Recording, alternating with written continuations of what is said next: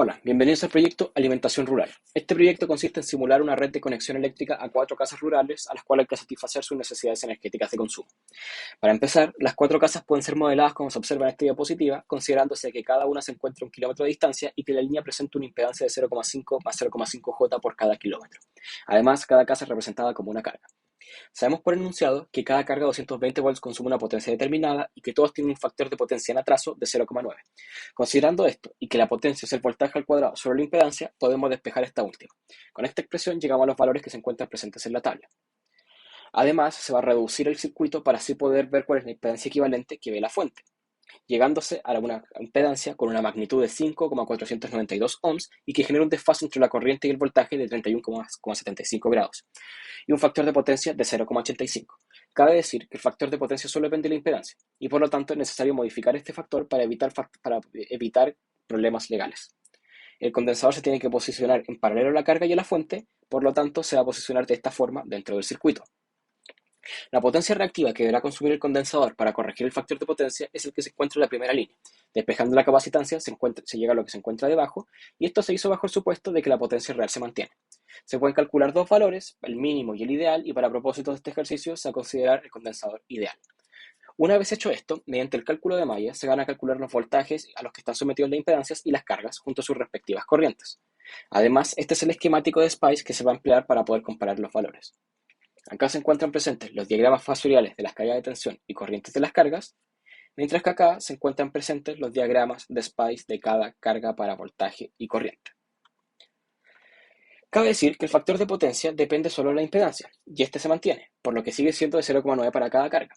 Además, estos gráficos de potencia solo muestran la PIC. A continuación, se van a mostrar los diagramas fasoriales para las impedancias de línea. Como se puede ver, la caída de voltaje es considerablemente menor que para las casas, lo cual tiene sentido por el bajo valor de las impedancias. Finalmente, esto es lo que muestra SPICE con respecto a las impedancias de línea.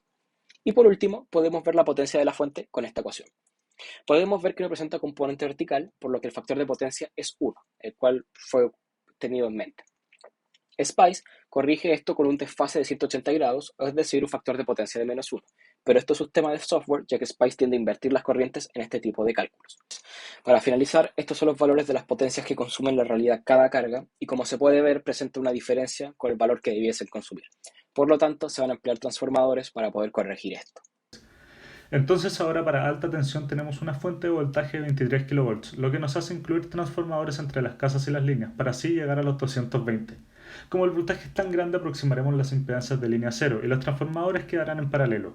Lo que nos interesa es la vista del terminal primario de cada transformador. Como queremos bajar dos órdenes de magnitud, la razón de vuelta será aproximadamente 1 partido en 100. Por lo que terminamos llegando a este circuito. Luego, reduciéndolo, tenemos que la impedancia vista de la fuente es esta, y también tiene un factor de potencia de 0,9 en atraso.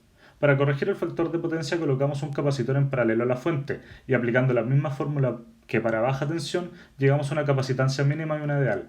La capacitancia ideal sería de 36 nanofarads y seguiremos ocupando este valor. Luego aplicamos mallas y nodos para calcular las corrientes y caídas de voltaje.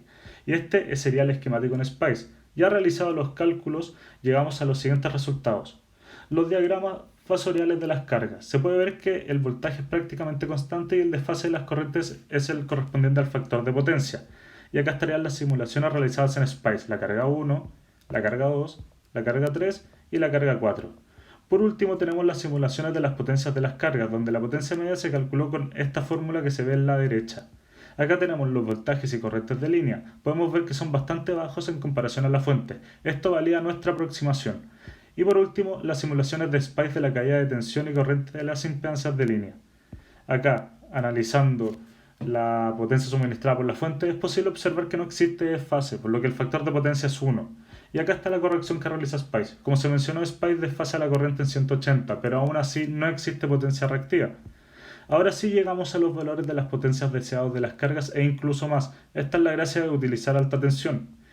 Para terminar, veamos algunos datos del panorama en Chile. Según las cuentas de luz, la potencia promedio de una casa es de 445 watts y por lo general las impedancias de los cables en Chile es la que se muestra en la pantalla encerrada en rojo.